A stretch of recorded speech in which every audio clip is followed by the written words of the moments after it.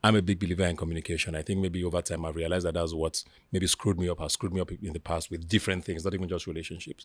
If you cannot communicate properly both ways and find common ground, then it's really not going to work. I feel like we're just guinea pigs because nobody knew what the show was going to look like, we're going to watch, what to expect and all of that. I didn't go into Blow, which is what you get now, because now it's like a path to entertainment and all of that. Yeah. I saw then the prize money was $100,000. The brokenness, first of all, motivated I think me. it was the money. I started doing this strictly for the money. I'm not going to lie. I was one of those guys who went to uni and just studied law without necessarily knowing what I wanted to do with it. I get stopped every day. Ebuka put me inside Big Brother, and I keep saying, I'm not inside. My job starts the day the show launches. Right. But I know that every year they have to try to do something different.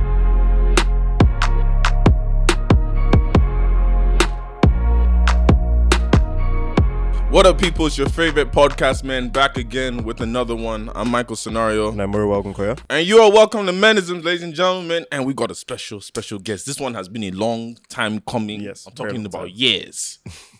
special person that you all know in Nigeria. One of the, I can't even say OG. Well, technically, you are my senior, so I had to say OG. But, don't be aging me, man. What's wrong with you? But we have the special guest here, Mr. Ebuka himself. Welcome to the pod, sir. Thanks for finally having me. I've been begging you for 2 years. Just gonna say that makes us look bad. Shit. Yes. So would you didn't think I was cool enough? Come on. Would you like to introduce yourself? Tell the people who you are a little bit. Yeah, my name is Ebuka. I am a TV host, Events Compare, sometimes a lawyer, and yeah, pretend Gen Z. That's what people say. You need to bring. We have a shirt for you. What's that? We'll give you a Gen Z shirt that says Gen Z. And I wear it a lot. The fact that you're wearing it. That's what I'm saying. So we got you, but thank you for coming. Of course, thanks for having me. For you guys that are watching, make sure you subscribe to the podcast, to all our audio channels. We appreciate you guys that keep watching us week in, week out. And of course, we always start with some questions that you guys send us. So again, make sure you subscribe and continue to send your questions. So first question, real or fake name? Come up with a creative name if you don't want to use. Samson. Okay. First, real name, Samson. Hello, Menisms. I love what you guys are doing here. I just want to know if you guys have had this experience and what I can do. So I have a girlfriend of over a year plus, and when we started dating, I was in NYC working a remote job, so I had time on my hands. Now I'm done with that phase and now working a 9 to 5. My girlfriend is surprisingly supportive and doesn't mind that I don't call often. But then on random days, she would just accuse me of not caring about her or not feeling loved, as if everything was piling up. How do I let her know that I love her a lot, but life is just hitting me? Or do I let her go to someone more stable in life and be happy? Because the honest truth is that I don't want her to be unhappy because of me. Ooh, I feel like every guy has been through this season or scenario in their life. Yeah, of course. And some guys still are, But I think the truth is, if you're so transparent with her that she can always see that you have no other thing that's taking you away from her than your actual pursuit for career and stuff like that. And there's so many ways to do it. If it's the little things like FaceTime her in the morning when you're at work, literally at the office, like, okay, babe, I can only do 2 seconds, but I'm here now, I have to go, I'll text you when I'm on a break. It's always the very small stuff, right? And the truth is, once you've done that much and the person still feels like you're not doing enough, then you've pushed yourself to the best, and maybe it's not just enough for the person. But I feel like if he can do a little more, that is so evident that even anyone else hearing that story would know, this guy put in everything to make sure, he had as much time with you as he could provide. And if you just didn't find that enough, then it's a preference thing, that she just wanted more time from someone that could not give her more time. Simple. I always say that, man. I have something similar that happened to me back in the day, but mine wasn't necessarily because of career. In fact, it wasn't because of career. I was just really broke and unemployed. And I had a girlfriend, and it was long distance. So there was so many layers to it. So it was like the worst year of my life, where I was just like, what the hell is going on with me? And she couldn't get it, of course, because it's like, we're dating. I don't hear from you because I'm spending half my time just wailing under my pillow. But I couldn't grow the balls to call it off because I liked her a lot. But besides that,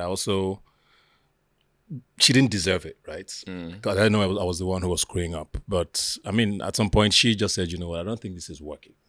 You don't have my time, literally. I think it's time to call this off. And I knew. So I always feel like if you're at a space where you cannot prioritize the woman, maybe you shouldn't be in it, is what I always feel. Women like attention, whether you like it or not, and they deserve attention.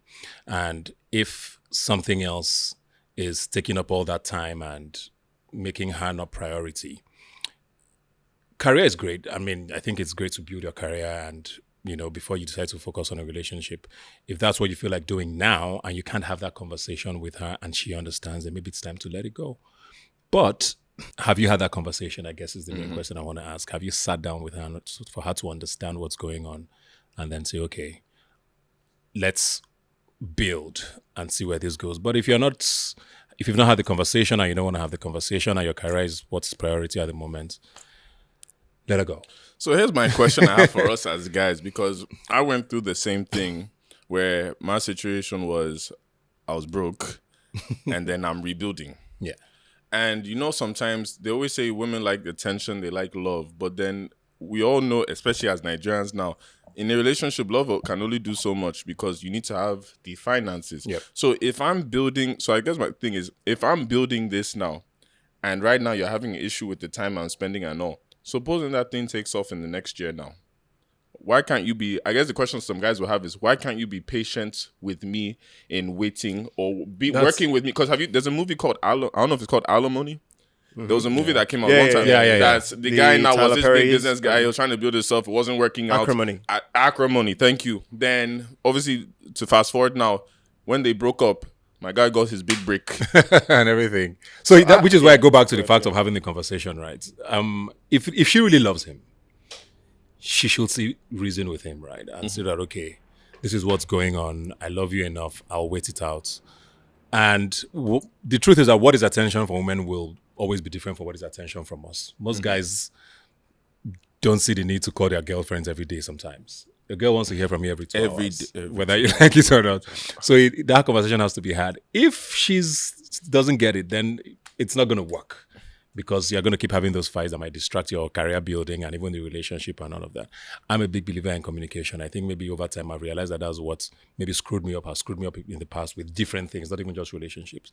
If you cannot communicate properly both ways and find common ground, then it's really not going to work, whether you like it or not. So he needs to state his points. This is what is going on. I'm trying to give you attention, but there are moments when it's not going to work the way you want it. If she doesn't get it, then maybe it's time to... Yeah, I mean, I think I fully agree with the communication bit Yeah. because there are also women who are focusing on careers that don't have time for the man. Because that's what that says. So we won't let's really say that it's a hard, stark rule that, women always want attention and guys always have to give it. There's also the flip side. But communication is always what closes that bridge. But you just said something. But you see, that also shows that sometimes this game is not fair. Because look at the women. Because you have the women that focus on their career, right? It's not the man that's going to be harassing you the way a woman will be harassing you for that. Oh, I want to talk to you kind Because of that's thing. what I just said about how we seek attention, both genders. Yeah, Whether it's we like it different. or not, it's different. It's different. Yeah. A guy doesn't hear from his girl all day, can wait it out till Actually, 11 yeah. p.m. I'll be like, yo, how was your day? At least I'll talk Woman to wants her to one know- time in the day. At Yeah. least say, how far? Women want to hear from you. Oh, you've gotten to work. What's going on? How's your day? When are you coming back? Those things are important to them. And the earlier you learn that, the better for you. So to understand, to give advice to the guys now, like the younger guys now, would you say that's something that if you really like the girl, you have to automatically just accept it? Like you have to be ready to do this. It would these you have to be ready to do it, but you also need to understand or have that conversation with the woman on what works both ways, right? There are some women who are understanding and say, okay, I don't have to hear from you every day or every hour or every 2 hours to know that you're okay. If this is what you can do and I can meet you here, then it works. But if you meet someone who says, no, I need to be updated as you go along and it doesn't work for you, then that's it. But it's inevitable. Yeah. And I've learned with relationships I've been in and my marriage now, I've understood that, okay, these things are important and they need to be there for things to work, whether you like it or not. You can't fight it. You fight it and the relationship ends. You go into the next one, you fight it, it ends. So you have to just understand that that's how these things work. And sometimes it's actually not that deep. I've found. Because I was also the guy who's like, what's your business? In the past. Fair. I'm a huge loner. I don't like people being in my business. Right. I had to understand that, okay, it's actually not going to kill me to send that one text. And, if you can do it, why not? If you can't, enjoy your life. And no what I relationship is say. not for you. So exactly. to the guy out there, I think his name was Samson. I hope you've Talk heard to your Sha. woman. It's up to you. Talk to her. Then if you feel you can do it, just accept it. So once every few hours, hey babe, reply. Hey, how are you? Exactly. It's a very tough balance, though. That career and relationship thing. It is. They Very, will very always tough. come Especially in. Very that's tough. why Both ways. the reason I was even asking you is because Yeah. every man goes through it, but especially for people in the entertainment sector, I always say that's a 24-hour job because you don't know when you're They shooting. can just call you now. They can call Yeah. you, and Yeah. you're always constantly trying to get to that next level. So Yep. I feel like for entertainers especially, that is the hardest thing to do.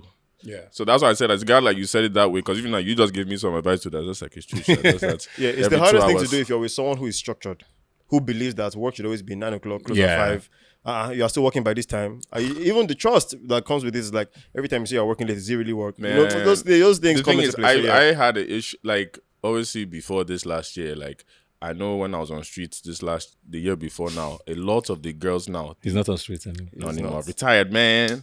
Retired, bro. Are you serious? You see, nobody can believe it. God is good. You see, God has been working on me, people. See? But Things now- are happening. see? But honestly, before, like, a lot of the girls, and I noticed, and you guys even give me game on it too, I always notice with Niger babes, I will tell them, yo, I'm working, I'm trying to do this. They always say, nah, excuse. Some will understand, but it's an excuse. To the abroad girls now, I'm not saying they're better because they had their own problem, but the abroad girls might understand it if they see the vision. But it's like with some Nige babes, it's like they didn't get it. Do you guys feel like in Nigeria now, that's something women actually accept? Like if they see you're building something, do you feel like they're patient enough to understand, even if you're doing that communication P? I said if I'm going to go first, I'll say that. So some of them actually act off of trauma and act off of the fact that they've been with people who said they were working, but it wasn't really work. And so the projection comes from that. Yep. And so when they say that you're working and it's late night work and it's not really work, because, okay, so if you think about it, right, the guys who, again, the guys who would cheat on their partners, they use the flexibility of, I don't work at 9 to 5. In most cases, to their advantage. So because by nature my work is already 24 hours, I can use I'm at work to be at this. At because any I time can of the set day. a schedule up that at least you know it's work. So now. when they get caught, the people who are watching from the back are like, so that's the game. So when they meet a guy who is saying, oh, it's 11:30, I'm still at the office. You mean like how the other guy too was still at the office? Fair. And so over time they project that, and it now becomes a thing where they want to see that the person is only working with it. Because even with that structured time too, I can use my break time to go and cheat. But that's beside the point. They just want to believe that they can see something they can work with that is still more realistic. So when you're telling someone that you're building and you're spending most time at work, it's hard for them to believe because they're acting off trauma. Fair. Everybody's on guard. Everybody's trying to be like, no be me, you go play. And even the guy too is saying, okay, me too, no be me, you go play. So everybody's just But the Americans take it as it is because they're like, what's your reason to lie to me? Unless you We're actually all- show them Exactly. the reason you're lying. And also, not a lot of them do 9 to 5 structured work. A lot of them do work from home. A lot of them do business. Like it's just, okay, somebody calls me, I'm about that bag, I'm about that paper. So to them, they can understand more that if you're saying you're working and trying to make money, they like to respect it. Because they too, when they say they're working for me, they would expect that you respect it. So it's a lot of things. The dynamics is very different. I'll say that, yeah. All right, guys, you've heard the game here, so we're going to go on to the next question. Next one from Big Man Ting. Now, wow. Now, wow. I met this babe at camp. We were vibing really well. I caught feelings, obviously, and I let her know. I kind of thought we felt the same way since we got a lot closer after camp.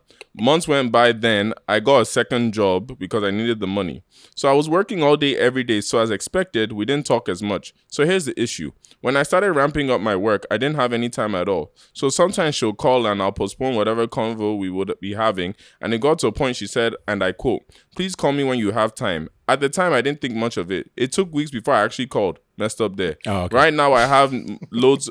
Not right now. I have loads more time. I'm trying to reach her and no response. What do I do? Baba, move on. You move on, man. Did you say weeks? Bruh, you move Please, on. next question. There's a girl. move on. See, There's we nothing already left just said there. it from the last question. Baba, go and find a new girl. No, Wix There's a Wix girl I is just. There's a friend of mine now. I'm not gonna bait her out, but she's married now. My G. So we went like COVID time. Like we went on one date one time and we liked each other. Like, everything was cool, but I remember it was me that was sort of the one running away and all that. You get, because at that time, like you said, boys were broke then, but we're also trying to hustle. And she would hit me up, I'll reply a day after, hit me up maybe 2 days after, that same pattern. Yeah. But I knew she liked me. A year later, just like that, not even a year later. What am I saying? Months later, man.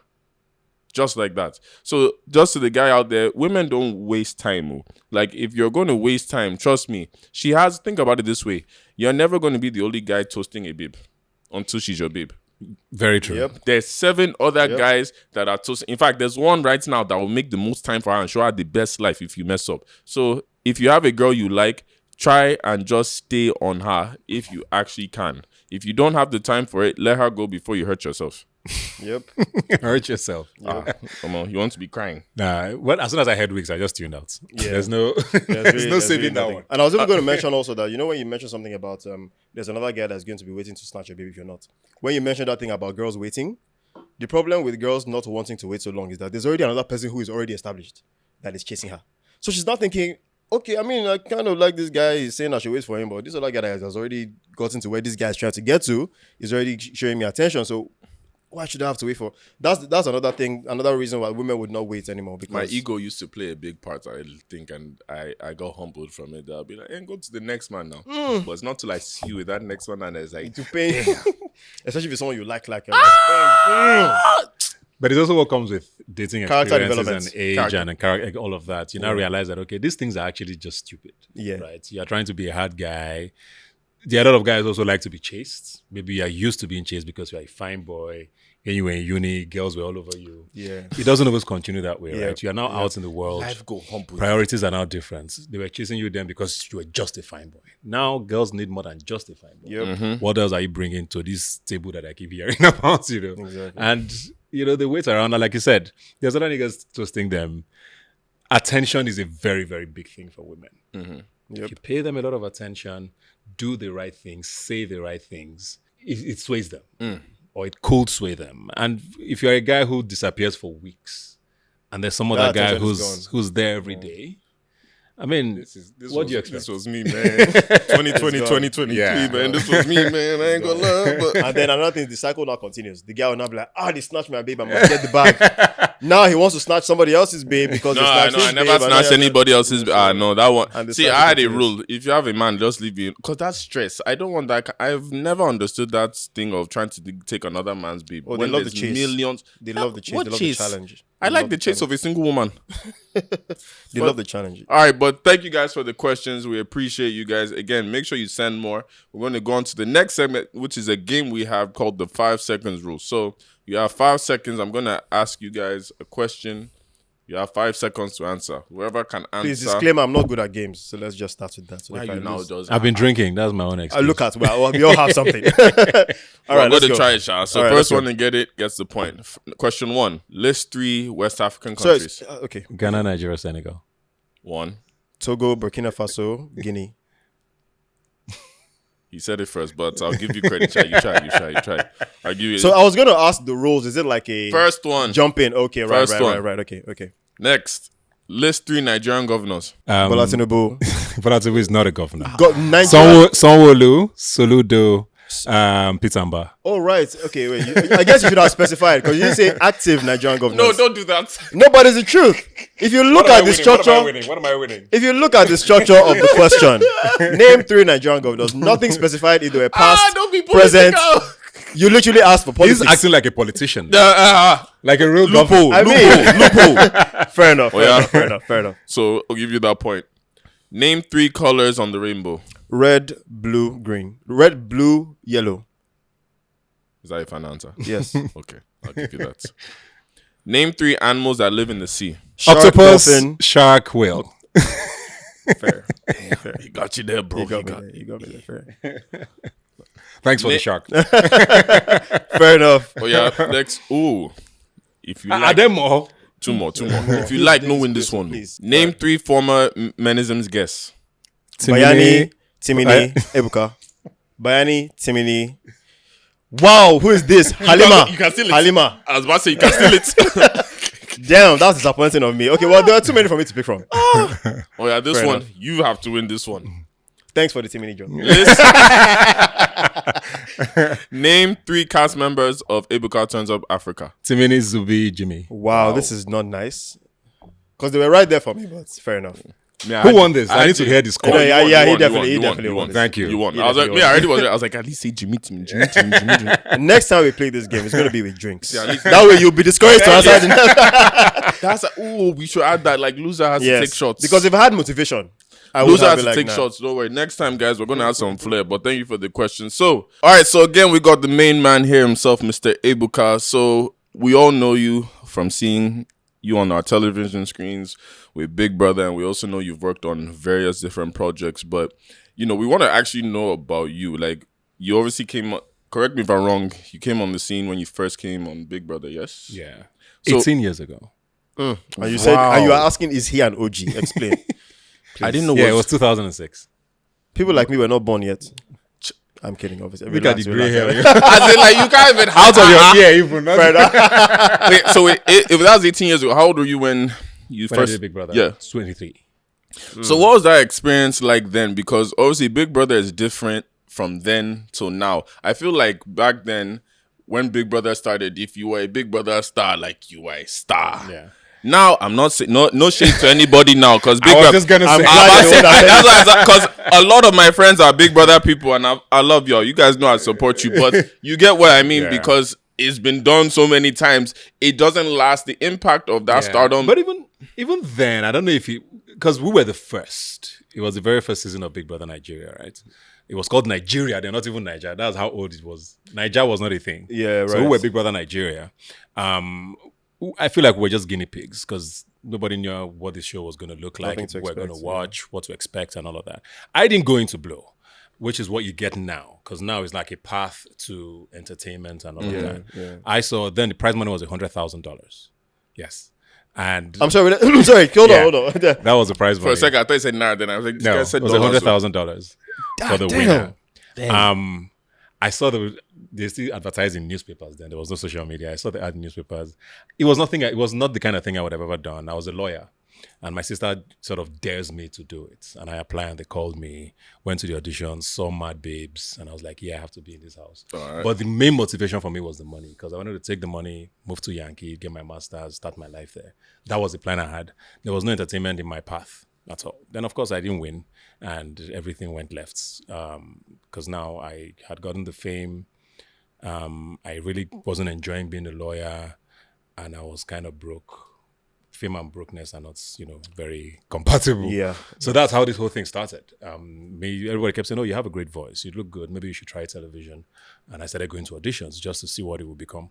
So So you're kind of right in saying that it's not. Back then, it was just you had very regular people, right? There were people in my season who were like, we had someone who was a banker, we had someone who was just a single mom, we had someone who was a cabin crew member, and most people after the show went back to their jobs Yeah. because then that was what Big Brother was an was. If you experience, watch, more or less. if you know about Big Brother UK, it was kind of what happened as Yeah. well. You come on the show, you do your thing, you go back to your life. Yeah. As against now, where it's like I want to be The media follows influencer, you and everything is and now you from want there. to, and there was no social, there was even no Facebook.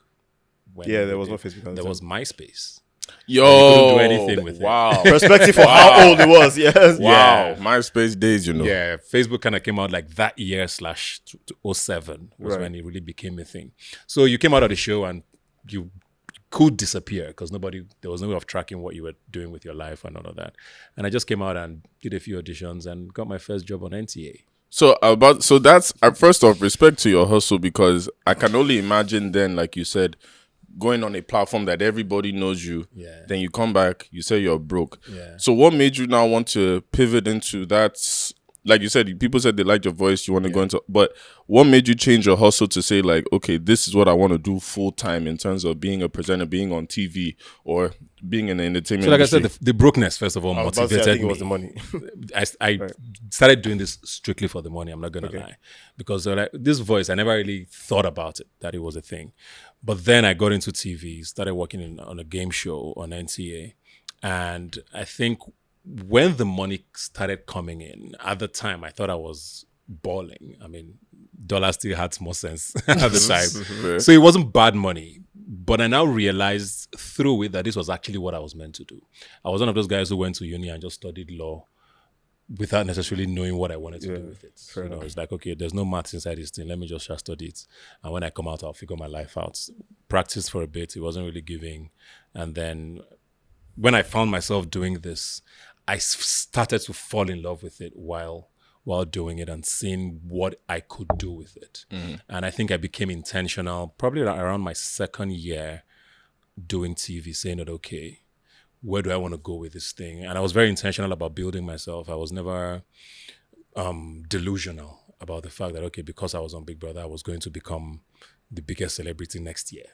I knew that things were going to need to take their course, and I was very, very deliberate with it. There's a show I host now called Rubbing Minds on Channels, which is a live show.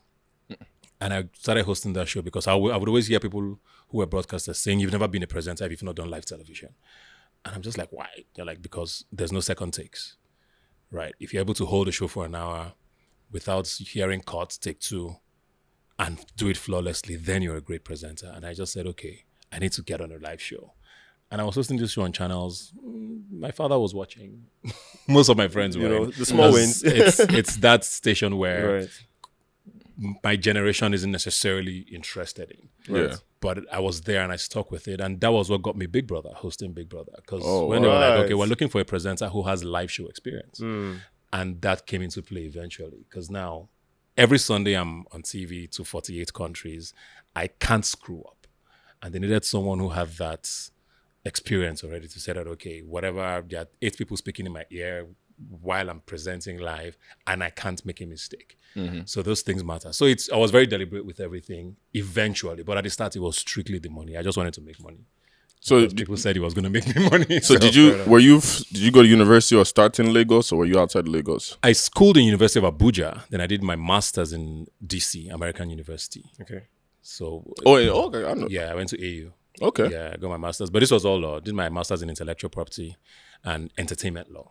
I had this bright idea that I was going to be the biggest entertainment lawyer in Do the you land. handle your own law stuff I now? was my own lawyer for 11 years. Oh wow. So I guess that was good investment. That's Ah, I was about to Because say, those that's lawyer the biggest fees would have been- advantage, Yeah, man. I What? was my own lawyer for 11 years. I was Right. even lawyering for a few entertainment people. based on the fact that you law Based on the yourself. fact that they knew that this was what I did. And it was at a time when music was starting to become this thing and people didn't have lawyers. And I said, Ebuka, help me read this contract, sort of thing. So it was mostly just sort of, okay, nothing formal per se, but I did a lot of that for people. Right. But I mean, when my career became a little too, I had to now get the structure. Fair. There are times when I still feel like, I can still do this, but I mean, man's Time busy. management, all that stuff. By the grace of God, we're busier now. But yeah, I did for 11 years. I was my own lawyer. I was my own manager, everything. Because I knew what I needed to do. I mean, I had a master's in it. There's nothing you want to tell me that I don't. Even till now, with the lawyers, I still sort of review certain things and point. I'm like, okay, no, this doesn't look right. This doesn't look right. So it's worked for me for sure.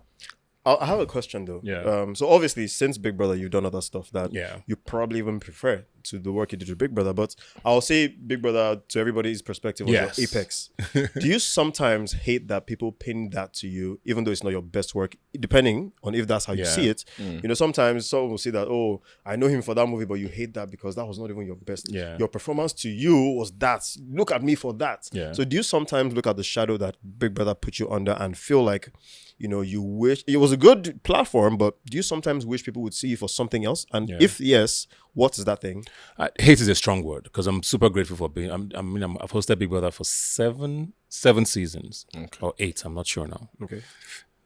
Yeah, We'll do so this. I mean, it's something I'm very grateful for, and it's definitely took my career to a different level. This is continent wide. Yeah. I mean, I know what it has done for me, so I can't say I hate it, but and it's also made me a better presenter because live television is tough. Can imagine. No matter where you're doing it, live television is tough. What would you say are the tough aspects of it that are different to production sets and all? I mean, like, obviously, like yeah, yourself, the first I'm thing I messing said, up. you can't mess up.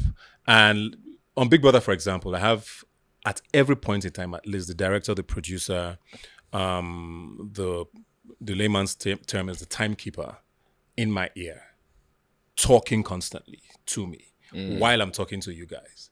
But I can't act like I'm hearing any of that Right. while the show is going on live. So these are things that there's a lot of that distraction. There's also the live audience that you have to also keep energized. Right. You have to make them feel like they're part of the show. But the funny thing is Big Brother is made for TV. So the live audience are just supposed to be props. But the viewers at home are more important. But you also have to keep them alive. Right. And I think the most important thing with live television is staying engaged, which is why I always say some of the best presenters in the world are people who have done radio. Because really, you're literally talking to yourself, right? In a box and trying to entertain people. I never did radio. But if you're able to engage people for an hour, 2 hours by just talking, I think it's masterful. And with live TV, you have to be able to do that. If you are doing something that's not live, it's easy to cut and join and make it interesting.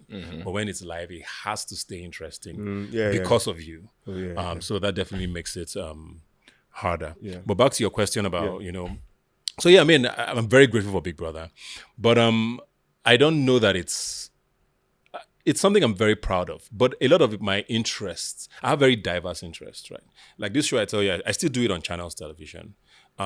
It's one of my favorite shows because there I talk politics, I talk relationships, I interview celebrities, I talk current affairs. Last Sunday, half-hour show was about the economy and the Naira spiraling and all of that. Those things sort of stimulate me a lot. But people are not going to care very much about those kind of things because it's boring stuff. It's not right? entertainment in the way that People want things that are going to go viral and all of that. So I take things for what they are. But I think the one thing I don't like is people thinking that this is all I've ever done. That's exactly what I was getting at. So That's, you see, that's that more shadow what, is what I meant. That's Yeah, more exactly. what Exactly. bothers me sometimes Yeah. because, I mean, currently I'm on 4 shows. And I'm sure people don't even know There's that. Big Brother.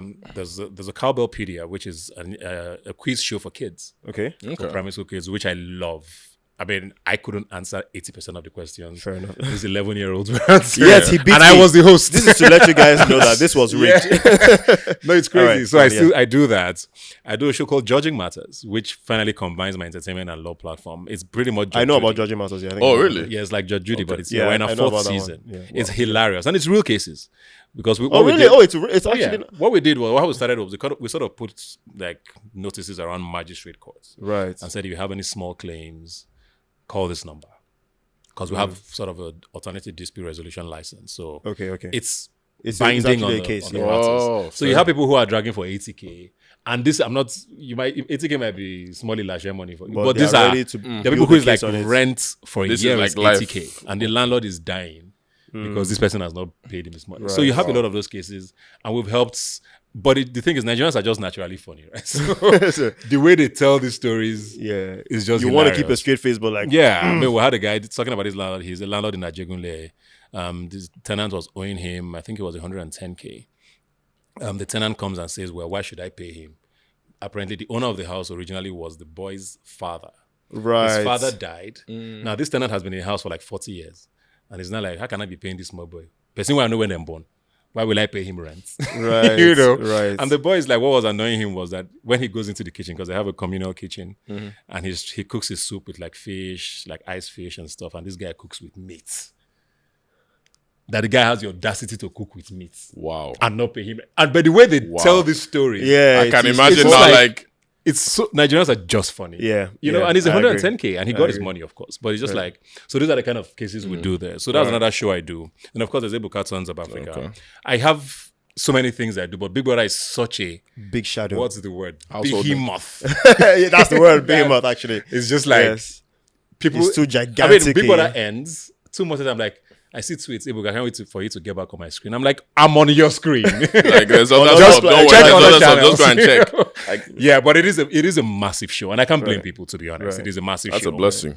Yeah. But let me go back a little bit now to your earlier days now. So obviously you have this success now, but coming up now after the show now, how are you navigating life as a young guy that I'm guessing now you'd have moved to Lagos at this point? So what was life for you dating wise, Lagos life wise? Because Lagos you a is Lagos not the bad same. boy? Exactly. Were you a Lagos bad That's a boy real question. then? Like how are you moving? The same way you see us now, like how are you then? When I hear stories of what's happening in the streets now, I'm just like, we bless God that we left when we did. Because I mean, things were not this crazy. But I think more what happened back then in Lagos was just there was a lot of partying, which still happens now. But it was more emphasis on partying than like woman drama, at least in my life. Right. And I don't think we were as materialistic / expensive as things are Yeah. now. I mean, I partied in Lagos for years when you could still buy a cocktail in the club. Like you can go have a good time with Have a- your, have you a and your cocktail boys, or just two, go- yeah, Also, okay, I bought beer in clubs in Lagos, and I'm not talking like clubs in Ikoyi. Yeah. You could buy a bottle of beer like you do anywhere else in the world. You don't have to get a table. You don't. It You doesn't don't- have to be yeah, this madness where yeah. now, whose table am I going to go and sit I on? think How am I it's splitting the it's bill? still run up to our generation a little bit, yeah. So then it was fun. You could still go on a date, and it's simple. You know, what was my dating life like? I mean, I had a girlfriend early on after Big Brother.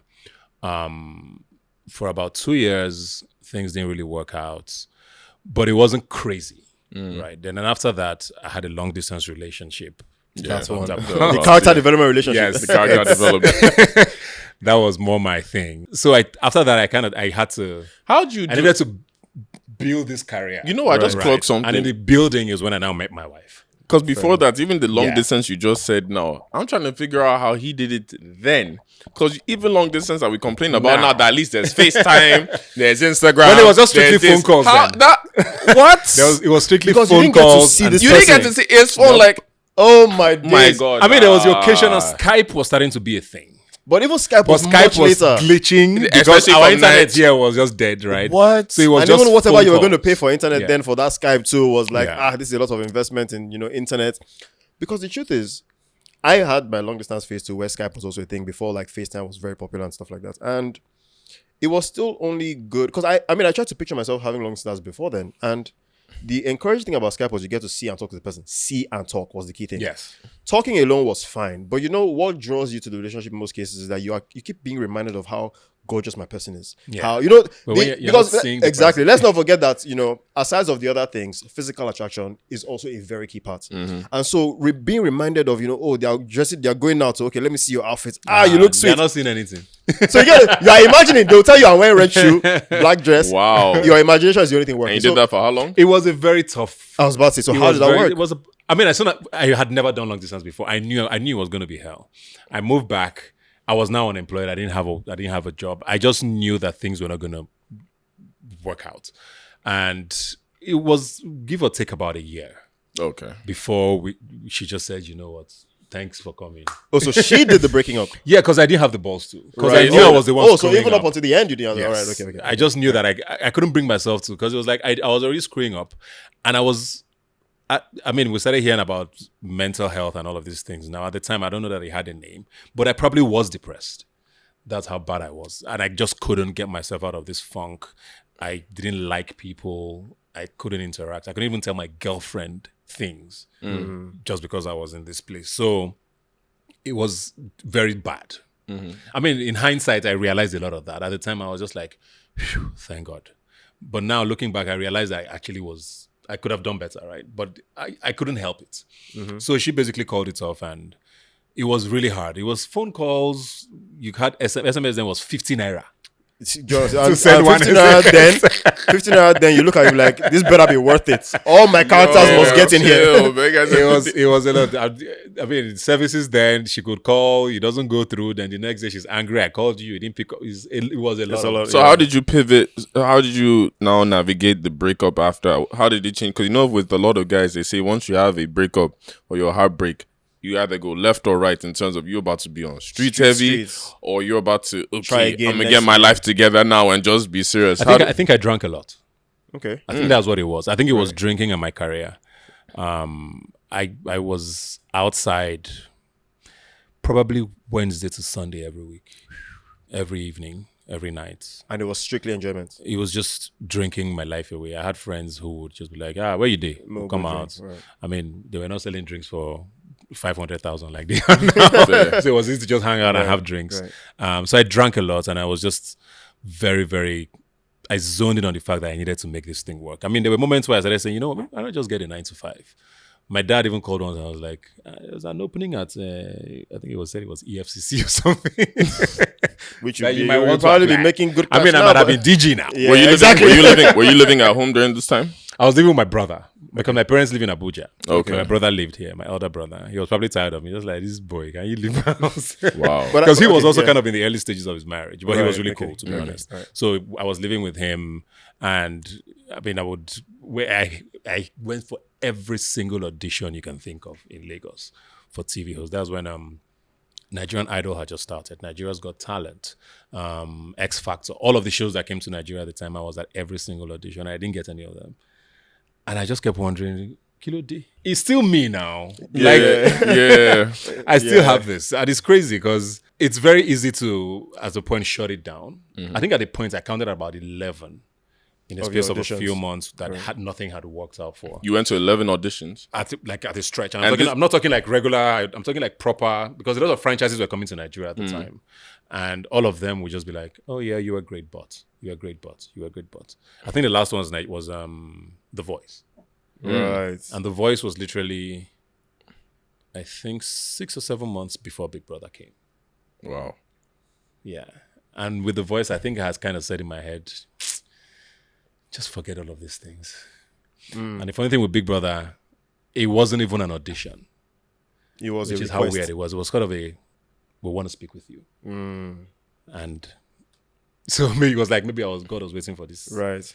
This one for me. And even just to like speak as a testament now to like the work you put in now, because you saying you went to 11 auditions. Like, can you explain to the viewers now what auditions like were then? Because now auditions is like, oh yeah, just record a video and send or something. But what was auditions like then that you drive? Lots of them were in this studio in Omole Estate, which is on the mainland. You drive there, you get there, there's probably about 30 of you. Everybody who's a presenter in Nigeria is there. First of all, the intimidation sets in because you can see all of the OGs sitting around. Your money's not complete yet, so maybe your bath's not. Yeah, you just put something together. Giving like that. It was like, okay, they come in, they walk in from the door. You can hear them laughing. You're like, this guy has crushed it. So it was a lot of, and sometimes the wait times are like 4 or 5 hours. You're just sitting there because you never know how many people are going to be there. You come, they give you a number or whatever it is. So that was very normal. Sometimes you get a callback. There was one I had like 3 callbacks for. And at the 3rd callback, they were like, sorry. This is after wasting my time for like 2 months to come and call back. You have a phone call. Okay, we'll see you again next week. So then it was very brutal.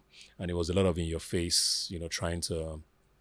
I mean, it's one of the things I'm very, very grateful for, the way the world has shaped up now with things like this. Because maybe at the time, that's what I would have just done. Right. Start my own thing. Then you couldn't start your own thing because where are you starting it? If you start it, where are you going to put it? You needed a structure that was already put it somewhere.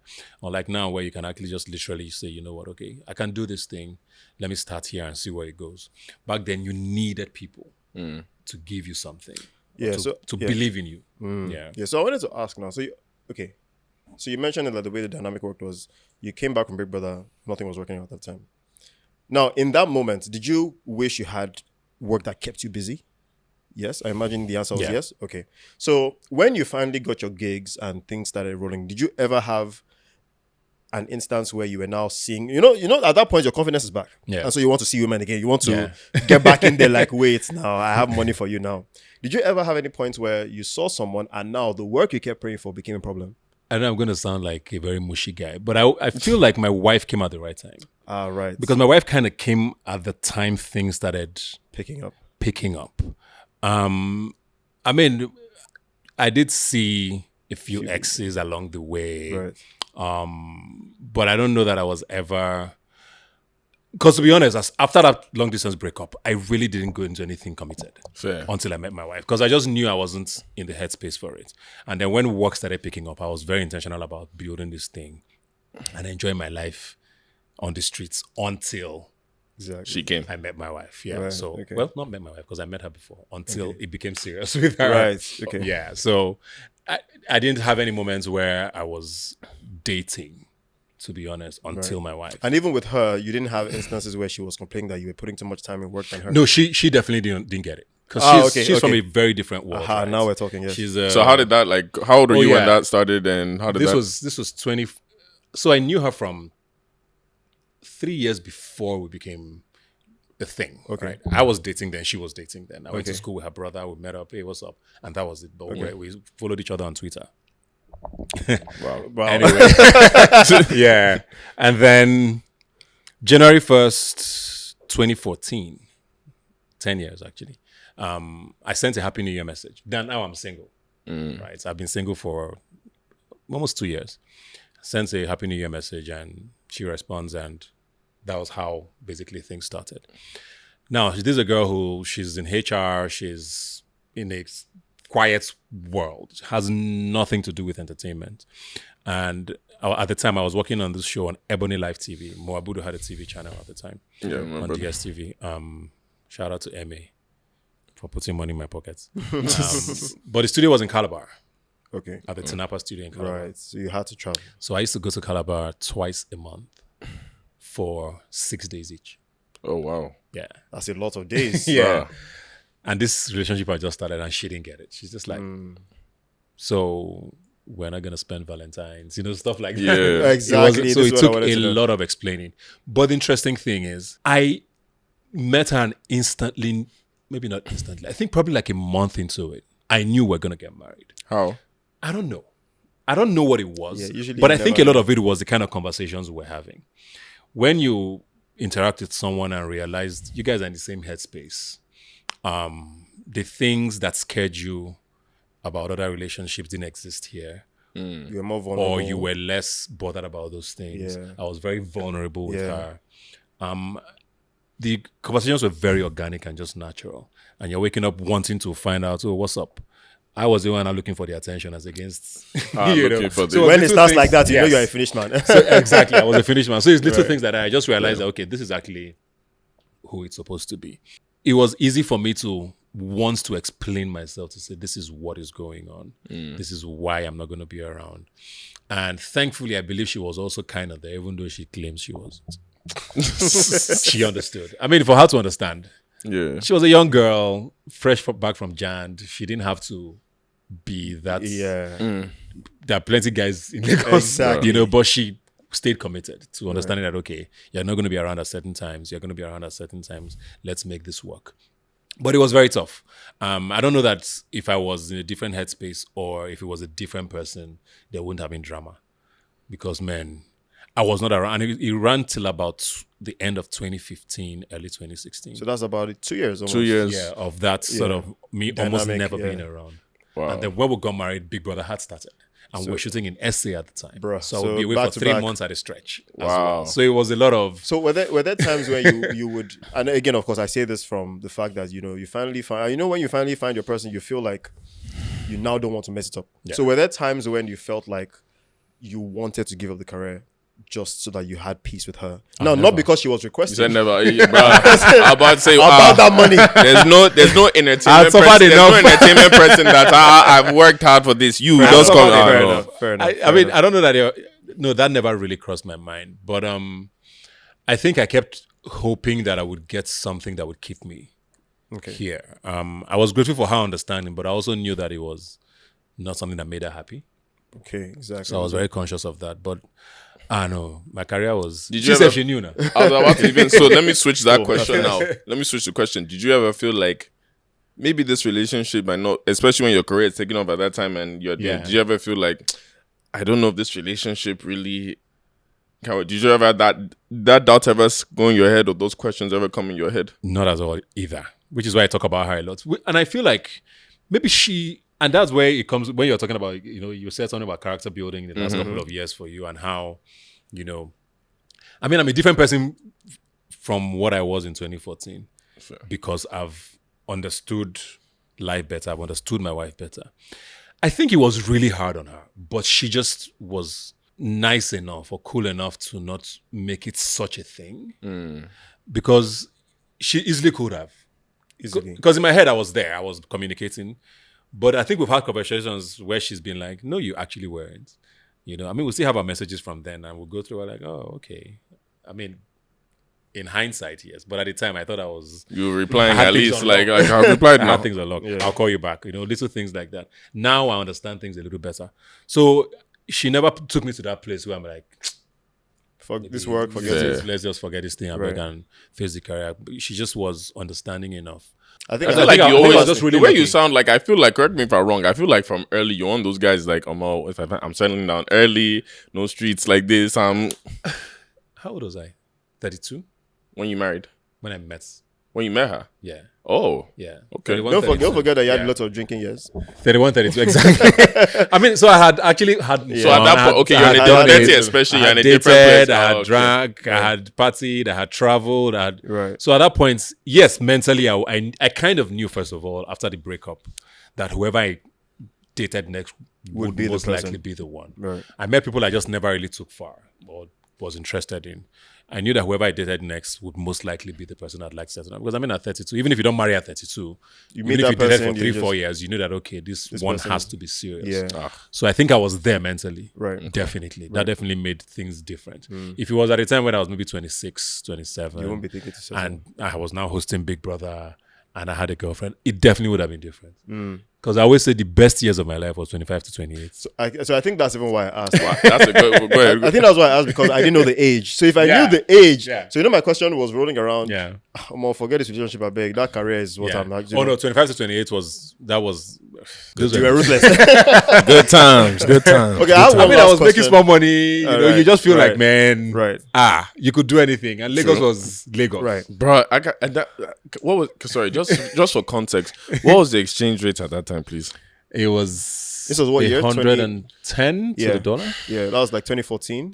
Yeah. Can you imagine? 24. Dude, Yeah. If it was 100, I went to school in 2010 for my master's in Yankee. I paid half my school fees myself. And you know what American school university Bruh. Exactly. That's why my eyes are like this because I can't. I could imagine have paid 100. everything, but I mean, I had my dad. I'm like, okay. Let me chop the money But at least. Let me chop. this some was a money. time when 100 you buy your own one to one. ticket to Yankee then was 280k. Yeah. Yeah, I remember buying my that period tickets. as well. Yeah, it was 280k. You could come back and go back on your own terms. Yep. You know, it was a very good time. I mean, this still ran into like 20 end of 2015. And that's why I still- kind I of live think- this life a bit. I always say, like, when I talk to some guys, and I said, like, sometimes I feel like then dating was easier because obviously economy was different and all that. Now there's so No, the many demands are. there's so many social pressures, demands. I Obviously see the things on economy. Twitter. How do you guys? We It's don't. go- That's we the don't. answer. First of all, Uh, there's debates every day. Every day. Every day. I wanted Every to day. say half. 3/4 of them are ridiculous, and then it feels like everything is based around material things. Thank you. I keep saying it's not a And, real and I'm just place. like, it can't be normal. I'm not saying that back then things were not crazy, but it just maybe because there was no Twitter then to amplify these things, but it wasn't this crazy Actually, then. social media in general. Yeah, not social even media just- definitely. I mean, I've had my fair share of. Let it out. Let's let it out. Now, let's remember something. Have you ever found out you were a side nigga? oh, easy. Oh yeah. What happened? I accepted my role. Take it in. Did you just took it? Took it in. Did you find out? Well, okay, no. It So- depends, it depends on how you or find did out. you go exactly. in as a side There's nigga? two. Those are different There's two. things. Yes, There's two a different scenario. So there was one that I found out that she was like she had a steady guy. Not that I was her And you were boyfriend, the but it was side. a steady guy. But I was a guy she had fun with. You found out while you were doing it. Yes, and at that But point, you were having fun anyway. exactly. So I it wasn't accepted my emotional role. for you. Now the emotional one, I won't lie to you. I was pained because obviously your male ego is like, are you mad? Like a whole me. But then again, I had to go back to the point that Baba, you're single. Like, you know, but Yeah. again, my ego, actually, let me not lie. Because do you know, There you go. you know what? Let me not lie. It pained me. I won't lie to you. I won't lie to you. It pained me. Because No, like, it's it hold painful. me. Are you It being hold funny? me. Yes, I have once. And I think that once is usually the cap because your character develops after that, right? But I was seeing this girl. This was in 20. This was actually not that far back. This was in like 2017, 2018. So then I had just come out of a long relationship, and I was like, okay. So you know when you come out of a long relationship, you're heartbroken but still a lover person. In that, in the Yeah, first I get few- what you mean. I Before get you what- really enter streets, you're Yep. still a lover person. So you know you meet the first few people, and you still kind of want to find something there, right? Because you see that streets is not ready. And so I was talking to this girl. We're really building steady. Now, it was so crazy how she was able to manage the time because we were seeing often. We would talk on the phone. We would text. Right? Of course, there were gaps where we would either both have to be working or something like that. But it just really felt like the communication was very steady. We would see often. We were going to places where people would see, Of course, I wasn't going around saying that's my girlfriend, but we were heading there. Right? And she would even let me know that's her intention, everything. And then one day, this is even the most sweetest part. One day she just got, and it was in December. One day we were talking and I was like, oh, do you have plans for December? And then she's like, not really. My man is coming into town. Casually. Love it. Lagos? Now, you know when you... Is that what's happening? Was he in Lagos? So, Of course. you know when you hear something and you're just like, there's no way, obviously. She mean, man, me, I'm hearing things. Like, yes, like, I don't know. You said, man, how do you mean, man? She's like, yeah, my boyfriend is coming to Lagos.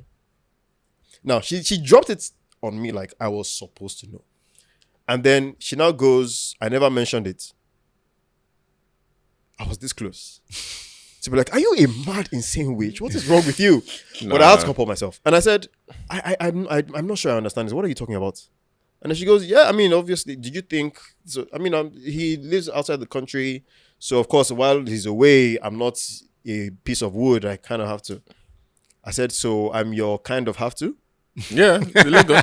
And you see, I don't know. Since that time, that was like, I think that was actually my door into streets. That was my door. I just said, okay, I see it. Nice one. And Thank that's you what guys. we want to hear your story, but I had a Yeah. question because it's like, that's what I was saying. We've had the talks about dating abroad, dating in, and it's like, there's a different mentality Lagos women have. Niger women. Because mine was even Exactly. Abuja. Naija, Not Lagos, let me not Naija say women. Lagos. Let me Yes. not say Niger in general because it's actually true. Abuja was actually the worst for me, but that's another story.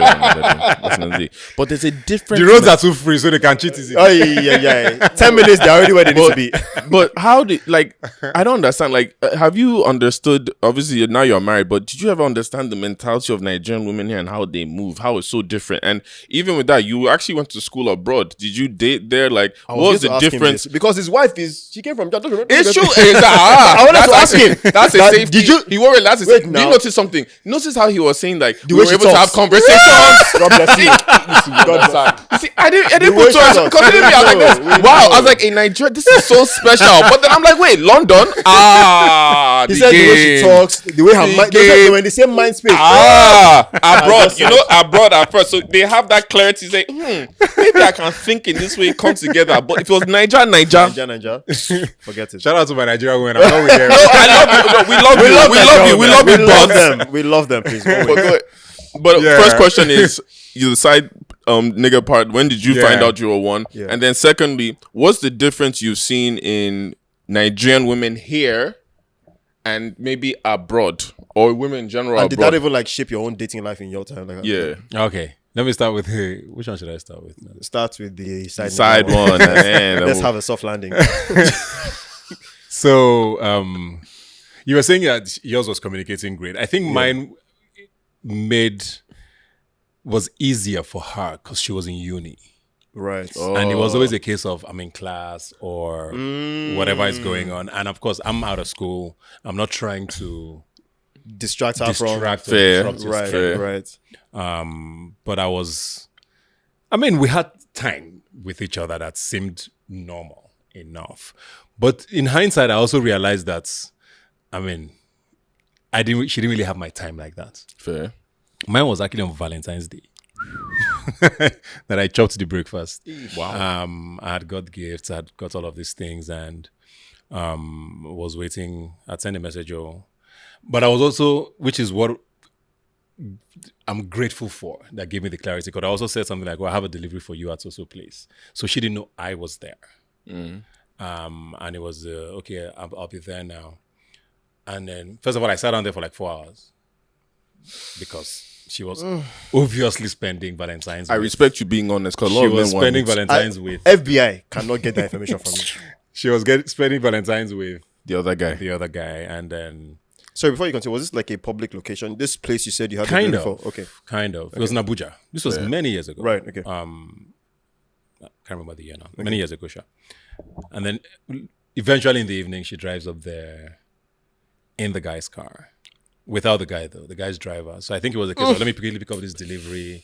So she probably has told the guy, I need to get home or whatever. And then she comes to pick up the things and probably take them home, then go back to her man or whatever. I know she doesn't have that car.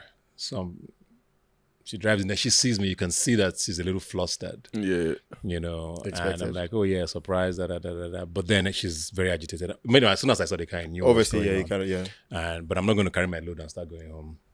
We take the things to the car, and it was just gifts in the back seat.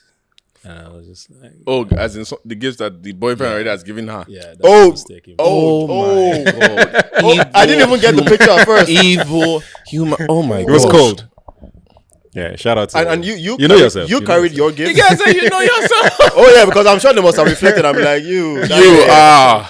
No, she be seeing me now. The flex. Has any, like me? that's a The quick flex. question. That's a quick question. flex. Before we get to the second part about the women, has anybody ever tried to spin the block after, like maybe when they were with you and She you're did a down? bit She had when audacity. Ebuka became Ebuka. She There had was mad a certain. audacity. I mean, we're cool now. His We- audacity. It's no, we're not cool. We're cordial. We're There very we go. cordial.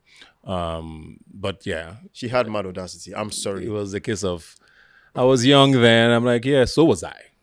Sorry, can you paint a better picture? So you took the gifts from your car, carried it to the other car. Yeah, and saw the gift. This guy just you just brought back some trauma.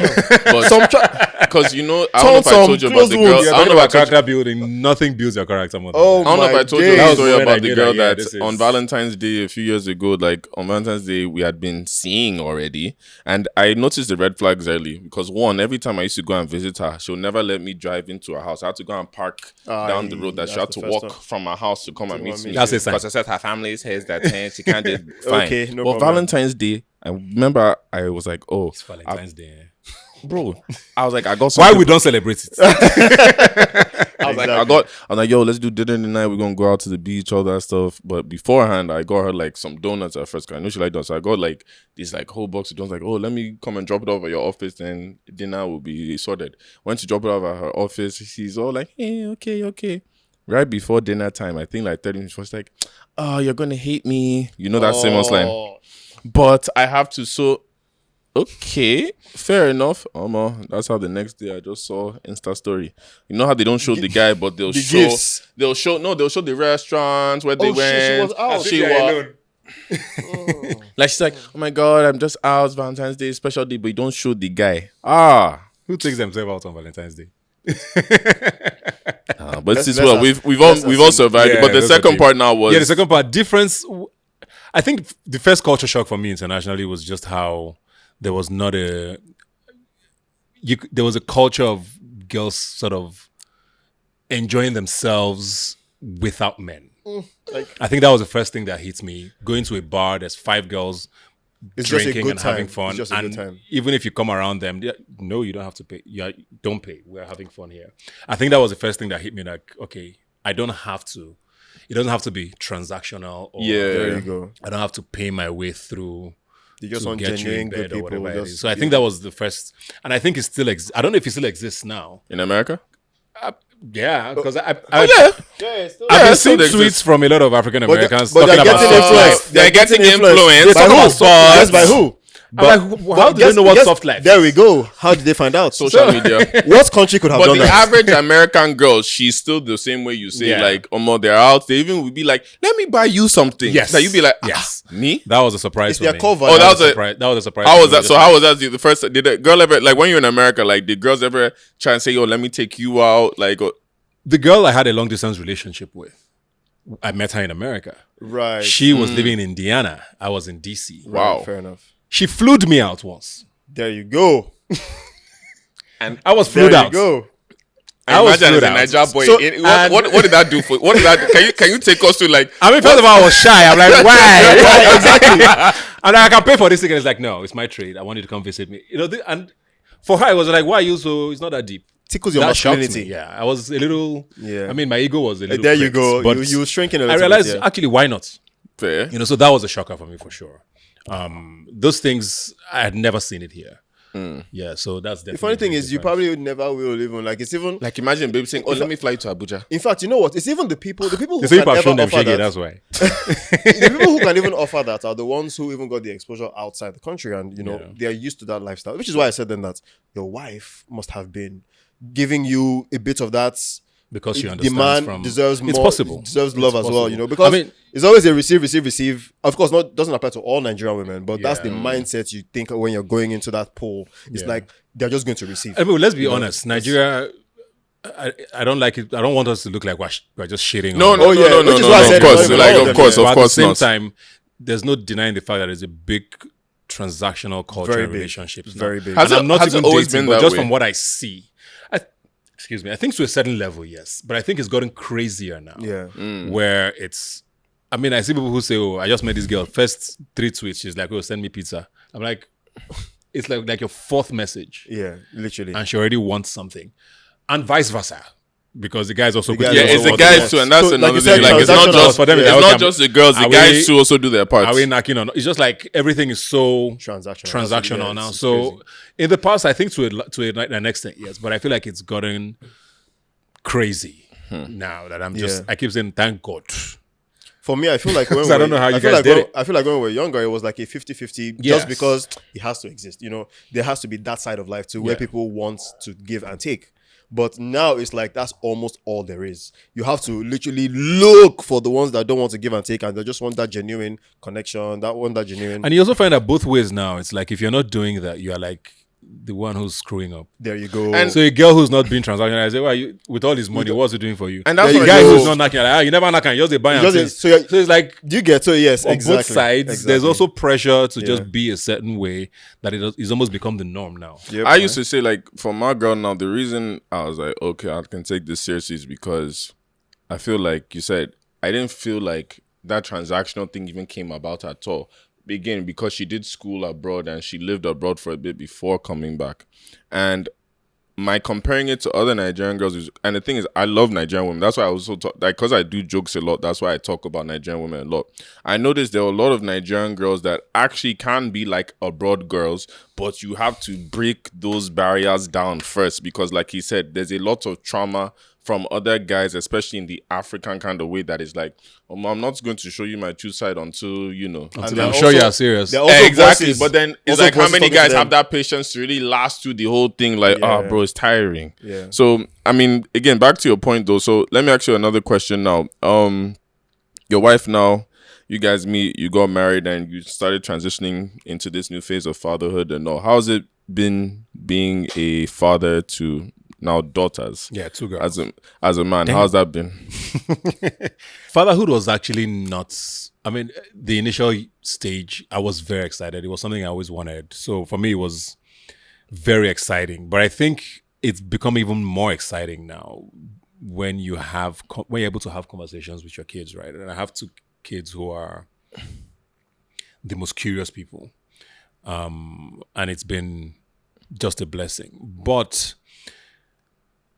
I also say, I'm very grateful as much. So we are shitting on Nigeria and whatever it is. But the one thing I'm grateful for is being able to raise a young family in Nigeria where you have a support system that you almost never get anywhere else. Yeah, I agree with you on that. That one you can't. Yeah, I get. agree. Yeah, That's I agree with I you. agree. Like there's a cousin somewhere, there's an auntie, there's a nanny. Domestic help is affordable. Yeah. So a lot of those things have made things easier. Does Right. it affect careers? Of course it does.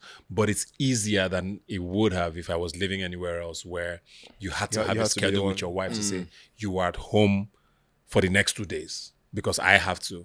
Here, there's ways around these things. Right. So that has definitely made it easier for the both of us. But I mean, it's been very, it's been just a blessing all around, to be honest. But the flip side is what nobody really prepares you for, how expensive parenthood is There we go. with everything, whether it's from the day your child is born, literally. Because the hospital bills, first of all, Yeah, are yeah, shocking. crazy. Yeah. If you want to even do it outside of Nigeria, even worse because you are paying crazy amounts. And then from that day on, do you know how much baby food is? I don't. I don't want to think. Even adult food self. Let me Adult just food. put it in context. Now, the last I checked, I think, I'm not sure, a tin of, is it SMA Gold? I'm not sure. Or Similac, one of them was about 60K or 70K. 60,000. Some babies go through that in 3 days. And the baby might need that for like a year and a half. So that's just food. We're not talking diapers now and all of the other things that come with it. So that's how crazy. When you see people saying that I'm doing exclusive Man, breastfeeding, there's it's a not new- they're there's not a- playing. He's a good condom There's a man, new, It's bro. You don't understand. I can't like. Did you not see my face now? How I'm. There's a new fear that just came because there's now that we're in our 30s, the fear of women. We've been through that. If you have a Child child one, I who's was just thinking 60K. Yeah. If it's a child who chows 3-4 days, And you can't say don't. And you can't say don't eat. I don't understand. Don't eat. Did they beg you to bond them? Exactly. You know. So can I ask you, how did you? So because I'm guessing we're getting to that stage where in our 30s that Yeah. by God's grace soon we go marry. Amen. Amen. Amen. Oh, amen. Amen. Amen. Receive. Amen. I need people to join me in this place. Amen. But it's like, how did you mentally prepare for that? Like, when you're now having kids, like, how do you mentally prepare as a man for that? Saying like, okay, I need to now make more money for this, or I need to budget that for was this, or is very- it trial and error? No, at that point, I think it was. I knew at that point that a lot of priorities had to shift, right? So the partying had to not necessarily stop, but cut down heavily, because all that money you're burning in clubs and outside goes to better things, right? And then you become even more intentional with hustling. So where you would have had shame before to walk into a certain office because you're like, who the hell does he even think he is? You will bring your shoulder down and go and submit that proposal because you know that you It's need extra that back. bulk for that diaper For pack. So the get hustle it. is just different, right? Yeah. I mean, your priorities shift. If you're lucky enough that you have already come into a certain place financially, even better, then I mean, maybe things don't necessarily shift for you. But even if it's not for finances, it's more just for the responsible thing to do, to say that, okay, how available am I? Because, I always say one of the most humbling experiences of my life was watching my children being born. I was in the theater on both occasions. When you see that, first of all, your respect for women is quadrupled. Right. Those people are superstars and superhuman, heroes, whatever. It's a crazy experience to watch the baby come out. So that humbles you, first of all. Then you now realize I'm actually responsible for this human being. For me, there was a mental shift almost instantly to realize that, okay, now this is not just about me. I mean, one of my biggest regrets is that I never went skydiving because I don't think I can ever do it anymore. Why? Because it's kids now. You need to be alive The for wife that. has even told me, You need to be alive for them. you know we're never going to do that. There are even certain rights. I mean, when we went to Universal, there are certain rights she was like, hell no. It might just snap. We have people that were going back. The stubbornness in me already came out telling my wife, you're not going to tell me. You're not going to You're tell me I can't do stuff. You're not going to tell me. But you're just a little more. My point is, you're just a little more careful with Yeah, life. yeah. You know, you're living for other people, so that definitely changes for you. But I think the biggest thing for me, which I'm very grateful for, is that it changed my social life a lot because and my money is here for me now. Because what I see happen in clubs. I don't know how you guys be doing it every weekend. As people that are out every Saturday and Friday, I'm like, I don't know how they. is it this 3-4 million every Friday? Nah, you are not you are collecting people. I was about to He's on the say, receiving side. you will never see me doing a zoo. Yeah, I don't collecting even people's money. water. So yeah, it's one thing I'm very grateful for, that I cut a lot of those things off and you just rechannel your life and realize that, okay, these are the people that matter. And it's beautiful when, like I said, now I'm having conversations with them, when you actually start seeing the results of these small investments you're already making. My daughter asks me, like I can have a conversation with my daughter for like an hour and a half, and she's 7.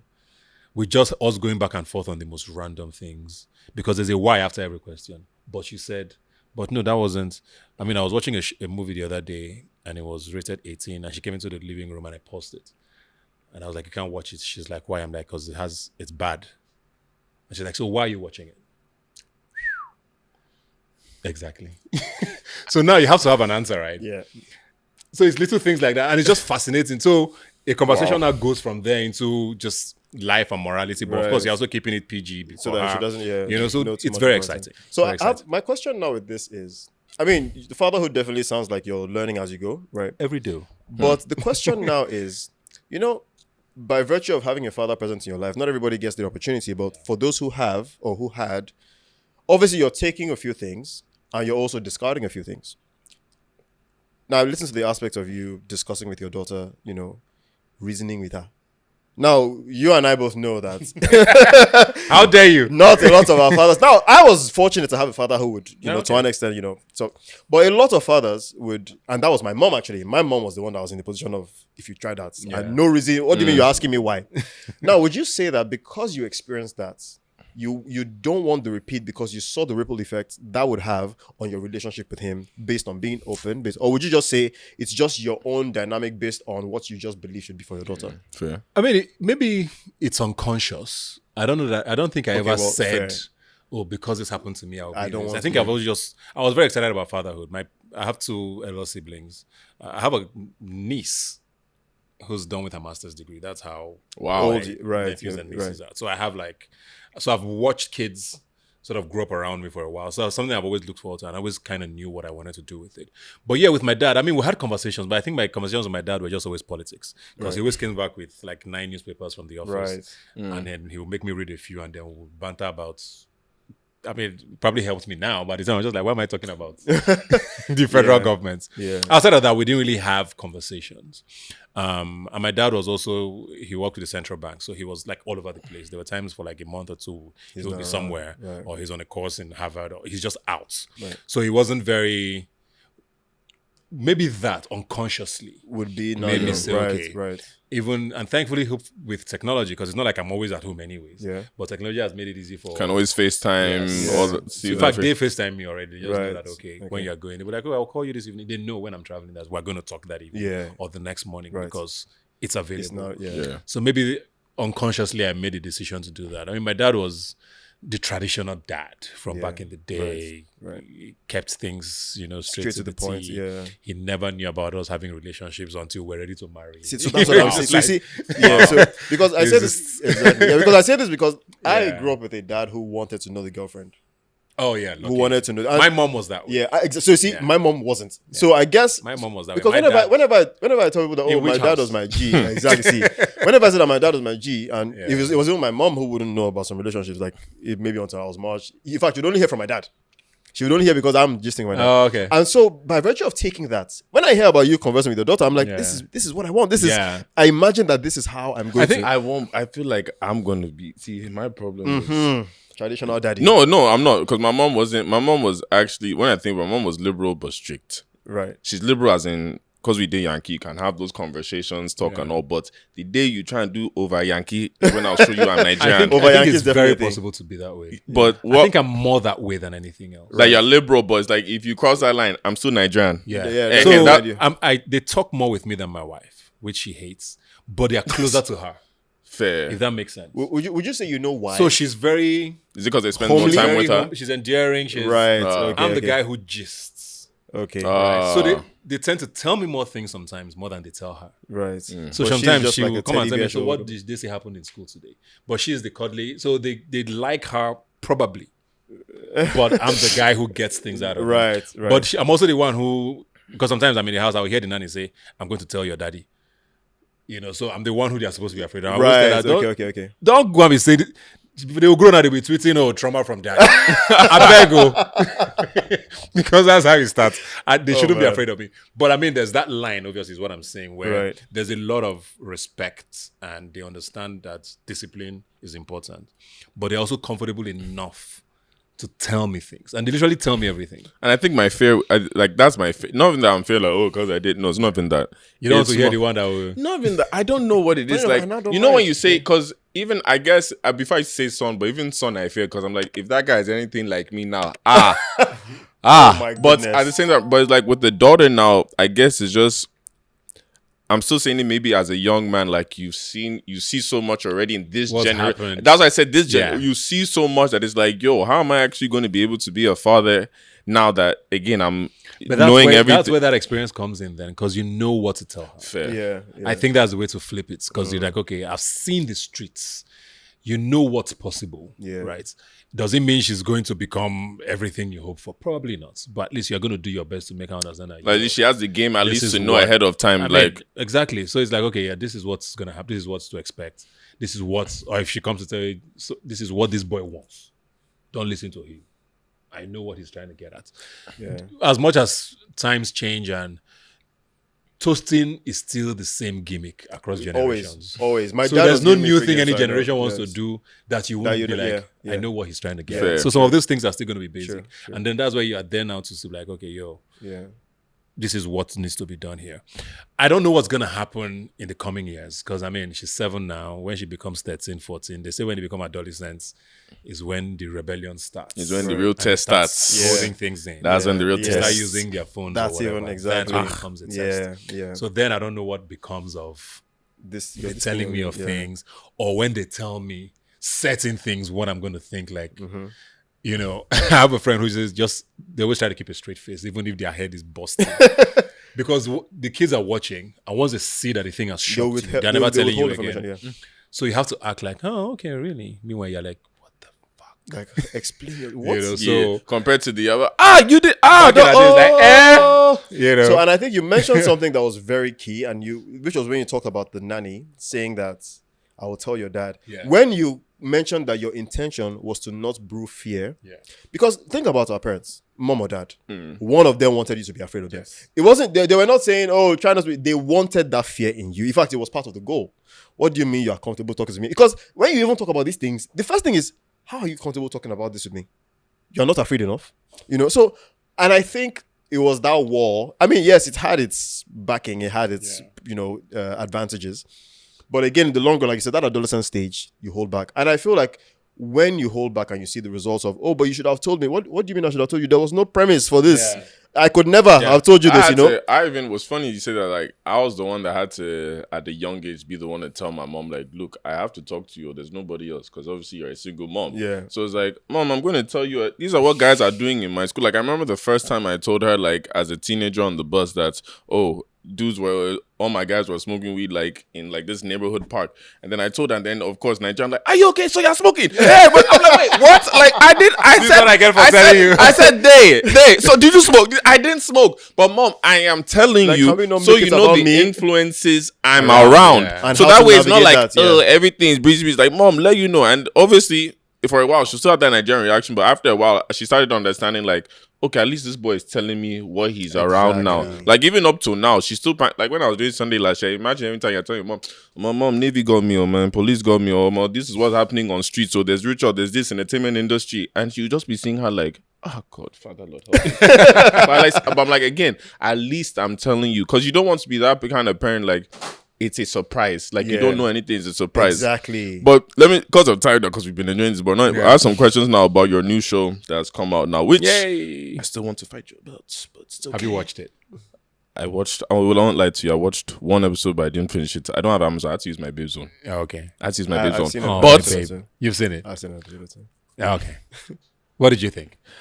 It's great. Why do you want to production, fight first me? I was like, I want to be dead. I want to be dead. Like, why You did they belong go- this side, like, right? Come and beat boys now. Like, we do it, like, share everything. What's up now? Like, you know. But but at the same time, I actually enjoy, because it was like, it's a breath of fresh air seeing a lot of men now have their own shows or platforms controlling a narrative. You know, most of these shows are usually primarily women that you watch. In fact, I started watching more Nigerian shows recently because of my girlfriend. I would basically say, oh, watch this show. And it's usually the women that are controlling everything. But this one was different, like, and especially because It's a first.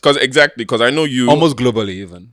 What do you mean? Interesting. Like, It's the where first global. it's around, like, it revolves around men the guy only. And I like it because, like I said, Yeah. the people, I know you, I know Jimmy, I know Timini, as in personally. So just seeing you guys in your element, it was just like, okay, I like already how this. But how did that come about? Like, how does the show come about, the concept? So it's something I've had in my head for a while. I've always wanted, I think it started first of all with me wanting to explore the continent, right? I've always just felt like, I mean, why does everybody in Nigeria just get up and go to London and America every summer? It's like there's other things to see, right? Yeah. I mean, those places are nice, but it can't be the same thing every year. Okay, some people are going to Europe now, Paris, but it's like there's got to be things around here. And I've traveled the continent, I mean, not widely enough, but I've seen things to be like, I mean, it's not that bad here. There's places to see. They're nice places for vacation. So that was the first thing that set it off. And then I started getting into this space of a boys' trip because every reality show I saw was either fully about women or heavily driven by women. And I just felt like I'd been on a few boys' trips with my boys who've gotten married, their bachelor's trips. And it was interesting. for the most part. Yes. There were no cameras. So I just always had that in my head, like, what would it look like to actually have a show about a boys' trip? And that was what it was. And I had pitched it around to a few people. Not many people got it. Some people didn't think it was going to work because there were no women on it, you know. And then Prime decided to give it a chance. I mean, credit to them, to be honest, because literally, when I pitched it to Prime and in 15 minutes, they said yes. Wow. Oh, Which wow. was mind-blowing. Somebody somewhere on that there team was a saw the guy vision. on the team There you go. who saw the vision Yeah, somebody and saw actually the started vision. plotting it to what it kind of became eventually, and just said that this is what I'm seeing, this is what I'm seeing. And I was like, yeah. And he said yes. So that was a big deal for me because this has been in my head for about 4 or 5 years. So who picked Wanting to- So did you pick So I the did guys? the casting. So for me, it was very important I wanted if you travel with your guys, your actual guys, nobody wants to watch that, right? You guys are just going to sit down and drink and laugh. I also had entertainment in my head, right? Because you need To keep the audience watching. the audience watching. If I traveled with my guys and we just chilled, but I have guys in different sectors. I mean, you have guys on the podcast, you have guys from uni, you have childhood friends, right? You have maybe friends from church or whatever it is. We all kind of have friends from different places. Sometimes they come together and you find out they actually don't know each other, or they don't like each other. That has happened to me a few times where I'm sorry. That's where the drama comes in. Yeah. That's where the entertainment comes in. it happens. I'm laughing. Why? Episode 1. No, don't Yeah, do okay. that. Don't do that. But you know how you said like there's some friends like you have your friends that have other friends. Like when they now meet, there's like, oh, There's the other tension. donor, they may be tension. Yeah. So I was like, so they like shit when you Yeah. Oh, it happened with you guys. Because even the You first met time, someone. yes, even the first time we met. the first time Before we even started the pod. there was tension. There was tension. That's why I was like, I was just So that- remembering so much. exactly. Like, wow, fair. So those are the kind of things. And I've been one of the boys' trips we went on. The guy who was getting married had friends So a different that came circle. from Yankee. He was in Dominican Republic. He came from friends from Yankee. Came a few friends from Jan, and you could tell that there were just dynamics. I mean, we're all cool. We sat down, we drank, we went clubbing, but when it was time to sort of interact, Yeah, those you could intimate just tell times. there were, or Clicks. someone is talking and some people are just quiet. You know, you had that. So I had that in my head when I was casting. And I said, okay, I have my industry friends. I have my friends from uni. I have my crazy friend. Let me see what this looks like if I bring sort of one from each place, you know. And that was really what it was based off of. So you have Onoja, who I've known for almost 30 years. We went to uni together. Alistair is like the craziest friend I have. But Fair. he was a little chill on the show. But generally, he's just crazy. Yeah. Right? Yeah, I There's know what you- Jimmy, of course, who's Jimmy. Jimmy's a hype man, but he's Shout also out kind Jimmy. of emotional. He tells you how he feels. He's one of those guys that if he doesn't like this cup, he's going to tell He's you going in to like tell 2 you. minutes. Yeah. He's very. And I knew that was going to be a thing on a show like that because there are people who don't like that or who would take it the wrong way. Just be like, why is this cup here? He might not be coming from a bad place. He's just a little too honest, right? Yeah. And then you are thinking, why this guy they talk to me like this? So I needed that energy as well. Then of course there's Timini with his. Timini is just. I mean, there's nobody like me. That's how he feels. You know, you need that ego there. And of course, there's Zubi, who a lot of people think is an outlier. You know, because you wouldn't have expected. I was to see just him about to around even me. say like how Zubi He- one is he the felt- most he felt interesting one because Yes, I'm he like felt like such the Yeah. the black apple in all the Yeah. reds. But we're friends. And Yeah. like I said at the start of the show, we found out we're kind of from around the same area, from my state in Anambra. Okay. That was what sort of connected us initially. And then when I was thinking of this, I'm like, there has to be someone who's just like, even everybody who's a cast member is like, what the hell is this He's person? doing it. Because even the cast were shocked to see him, not even just the viewers. Right. And he was just like, he has never done anything like this before. He's like, okay, let's go and have fun. He also has a big ego, right? And he comes with that ego as well. And This is how he and Timmy were even playing. So you saw that exactly. about to say you saw that viral clip that kept going around Yeah. like who's the bigger star and all. oh yeah, it was a Yeah. thing. Wow. It was a thing. So that was real. Oh yeah. Yeah, everything was. There was no scripts for anything. There was 100%. I mean, people probably played things up because they knew they were on camera. It's possible. But everything that happened on that show happened organically. Wow. Every single thing. In fact, I kid you not, a lot of the things didn't even make the cuts. A lot of things that were shot because they were trying to follow storylines, right? Because reality, you're trying to follow. I mean, the viewers have to know what they're watching. Yeah. We didn't want it to be all over Continuity the place and and all of whatnot. that. But there was a lot of stuff that didn't even make. There was a lot of. I don't like the word drama, but there was a lot that happened. So question Yeah. then on your show then, since you're the one that cast it, does that mean you're one of the main producers of the show? I was an executive producer on the show. Is this your first? There you go. Snapshot, good. clip. My first executive producer. I was just want to say this is your first one. My first EP thing, yes. Was it so? This is something you're going to be continuing moving Somebody forward, that's or trying is to it secure the just bag for 2 daughters. that's true? Have you seen the school after fees? intentional being intentional? There you You see go. the transition already. You said it's Intentional. that bag, you will go for it. So But obviously this it's is something. It's a transition I've always knew was gonna happen. I always knew was gonna happen. With presenting, right? Especially with the kind of presenting I do or we do in this part. Actually, globally, people are very superficial, right? So they want who's the it girl now, or the it boy, who's the fine boy. I know that these things are not going to last forever. We can shape our beard as much as we can. At a point, someone is going to need to be in The that new face, position. yeah. Do older people host shows? Yes, they do. But you also know that, okay, it might not be as rosy as things are. So I've always been conscious of that, knowing that, okay, one day, even if I'm still presenting, I might not be at this height. What do you pivot to? I mean, look at Ryan Seacrest. Ryan Seacrest almost owns E now because of how many shows he produces. True. When he started with the Kardashians, Exactly. he blew up. He now had like, I think there was a time he had like 8 or 9 shows on E, different reality shows. You know, he's an EP on Idols now. He still hosts American Idol after 20-something seasons. So at the point, you have to realize, okay, what's next? Damn. You have to start owning stuff.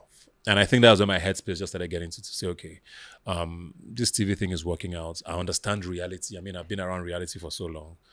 Why don't I put my head in? And there's a lot of reality shows in the country, but I mean, shout out to all of them. But I just feel like I needed to elevate it. If you see the show, Respect. forget about the content. Just look at the quality of production. Yeah, that's the Which first is thing probably one of the reasons why you also wanted to be on the show. Because you're just like, I saw it. I ain't gonna lie. I was just like, This seems like where I this should was be. like- Yeah. I think Yeah. what gave me the idea was, I won't lie, is like the whole guys trip thing is like a lot of our guys in our generation, like we always talk about like we want to do guys trip to like, But nobody ever because actually all of does us, it. because all of us travel, but we don't get to like Do it all together, do it together. And obviously economy right now is Yeah, not the I was just same, gonna say. you know? So it's like, we're always partying in Lagos. We're like, guy, imagine all of us dig South Africa or something together. It's one of- We it's one will of take over the country. The joys I have of, you know, about when a lot of me and my friends got married, because that kind of happened just before the madness started. I Right. think the last one was in 2017.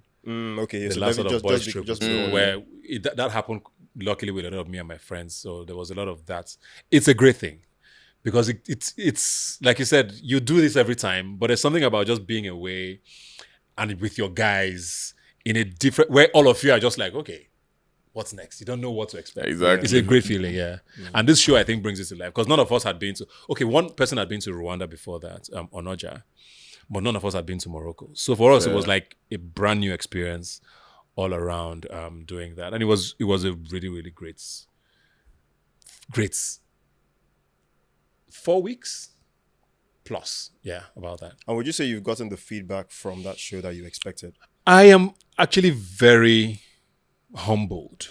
Because first of all, you know, we put this show out without any you didn't see any billboards Yes, anywhere. yeah, There was No, it was There just was how did zero I PR. I found Literally just it was social media that even Yeah. And There even was the personal no- social media, like maybe Yeah. Timmy So post, there was no maybe Zubio post, PR stuff like that. anywhere. I mean, I tried to push for a lot of these things, but I mean, The it is industry, what it yeah. is. And in spite of that, as at our last check, we had hit we had hit the top 10 in 26 countries. That's big. And it's No, not well just done, I'm talking well Africa, done. Asia, well done.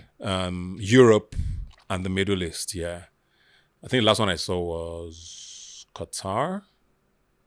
No, I can't remember now. So we hit the top 10 in all of these countries, but we hit number 1 in 7 countries, including freaking Georgia. I keep talking about Georgia because I don't know who is in Georgia. As in the country, Georgia. Yes, not the state, Not of the Georgia. state. The country Georgia. Wow. We're number 1 in Georgia. This is like right beside Russia or something. Yeah, it's Yeah. in They don't even speak English. Wow. For starters. I don't think I've known anyone who's ever been We're to number Georgia. 4 in Kazakhstan. Who Yeah. are these people? You know, it's like random organic movements. And of course, in Africa, we kind of hit number 1 in Ghana, Cameroon. We're top 10 in SA. You know, all of these places. Yeah. Yeah, definitely. So it's done pretty well. I'm very, very grateful for how well it's done. And everybody who's seen it is just like, because people went into it not knowing what to expect. Someone thought it was an adventure like The Amazing Race. You know, The Amazing Race? Yeah, I remember People that thought show. that was what they were going to see. Right. Like, it's just a game. I'm like, so you tune in and you're like, oh, what's going on here? So it was a pleasant surprise for a lot of people, and I'm very happy for that. Hopefully more to come.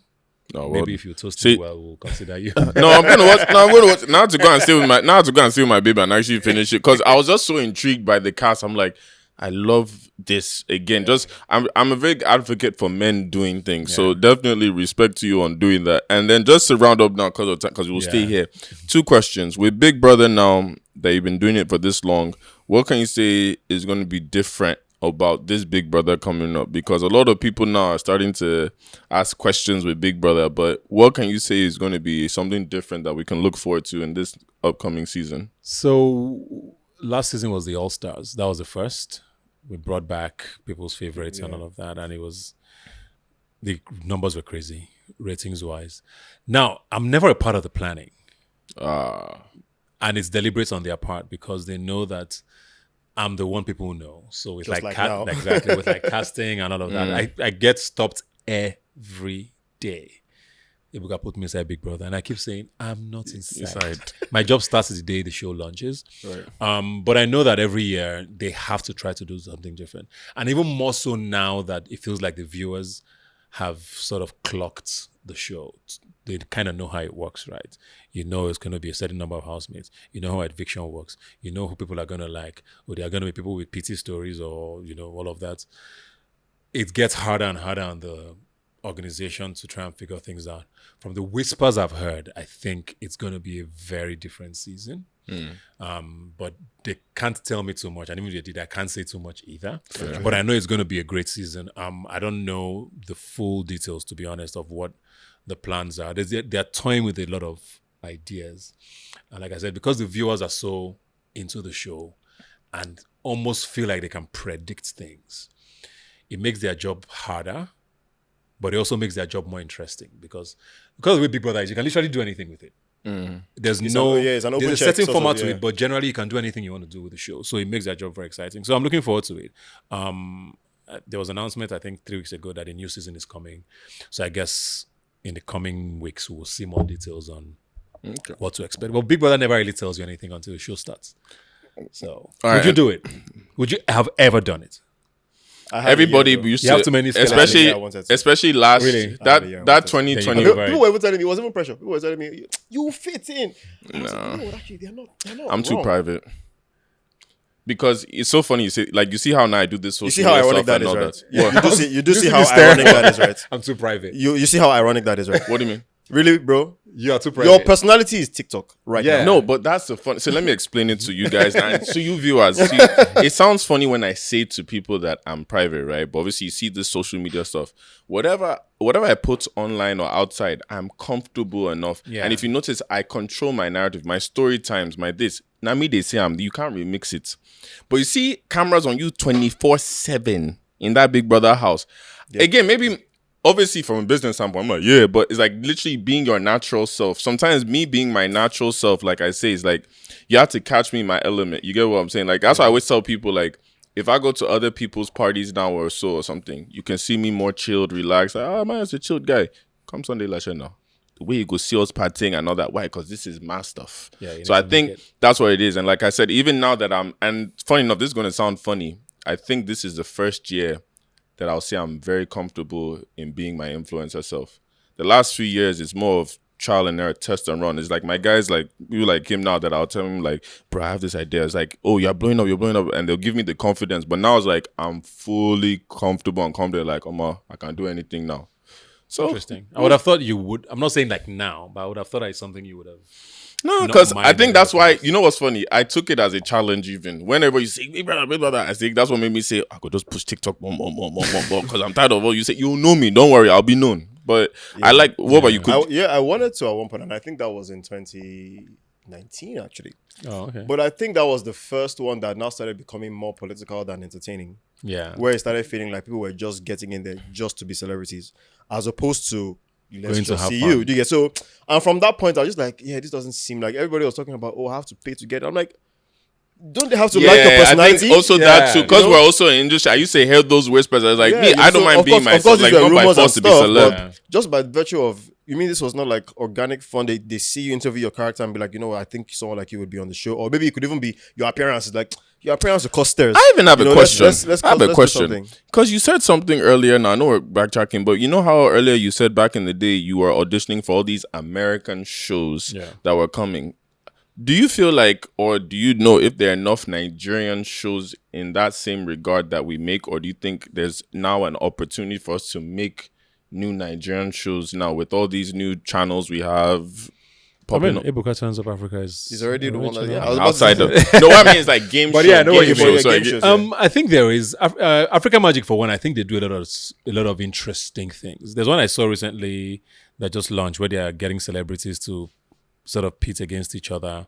I saw Lai Wasabi and a few people on there. I'm not sure exactly.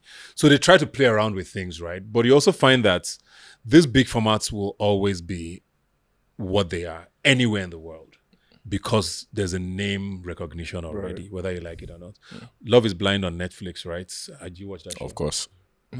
Madam. Why are you disclaiming? It's a nice show, don't worry. Were you rooting for Clay and AD as well? Anyway, sorry. There's a Love is Blind UK now that's about to start this week, I hear. Right. I mean, the UK has Love Island. They have all of this show, but they still want Love is Blind. Oh my! Because you know, it's named name to recognition will always be heavy. now. I'm just like, go love is blind Nigeria. That thing will be so. Imagine Nigeria guys try to talk to a word. But that's like, exactly babe, what how it's far- But that's babe, what how it far- will be. Oh yeah, You know, okay. that's what it will be. That's And what it will be. That's the thing about Fair. even like with Big Brother now, which is why Big Brother is very interesting. You get the franchise and then you localize it. Localize it. for your market. Oh, okay, Localize okay. it. I get what you mean. There was a time when Big Brother Nigeria was number one globally on the Big Brother franchise based on viewership and votes. And I'm very good friends with the Big Brother Canada host. She had a chat with me, was like, what are you guys doing? There was a season, I think it was the 2021, season. I think we were kind of on around the same time as Big Brother Canada. We would trend in Canada and they wouldn't. That's how crazy. That's painful. Yes. That's painful. Now, this is not Canada. This is Canada. You know how far that is?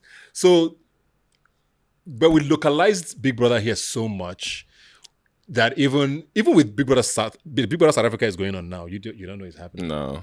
They watch ours more than they watch theirs. Wow. Little things like that. So Nigerians are just generally entertaining, right? And then we found a way of just making this thing our own. If Love is Blind Nigeria happens, you will see our new Yeah, ones. we'll And overtake then it'll be in Ak- It will Nigeria. have to be- I get that. our banter will not necessarily be cute. Because you have one guy, maybe someone will talk, the guy can be like, why your voice deep like this? It can be anything. You know? Because you have to bring that originality. Because imagine a girl just I comes will with be a like, let me voice out of or- here, please. Let me out of here, please. It has to. You have to bring in those things that will make Yeah, it original fair, to you. fair. Yeah, Like people are already wondering, what do the UK people want to do? Yeah, I get you. Love Because is there's Blind, no, it's you know it's not, gonna be- because it's not the You same know it's going to as be different from America. yeah, Nigerians have a It's- character that's yeah. so dominating. So name Yeah, recognition will always be there. But I Right. think Nigerians have tried to develop a few things. It catches on sometimes, it doesn't always. But you can't take it away from those guys. Those names will always be those names. Who Wants to Be a Millionaire is running now for how many years? true. True. Is it American or British even? I'm not even sure anymore. It's one of them, Sha. I thought it was I guess because I saw it Yeah. when it started. Doesn't I mean think it it's started. Yeah, I think it's British because even like Idol is not American.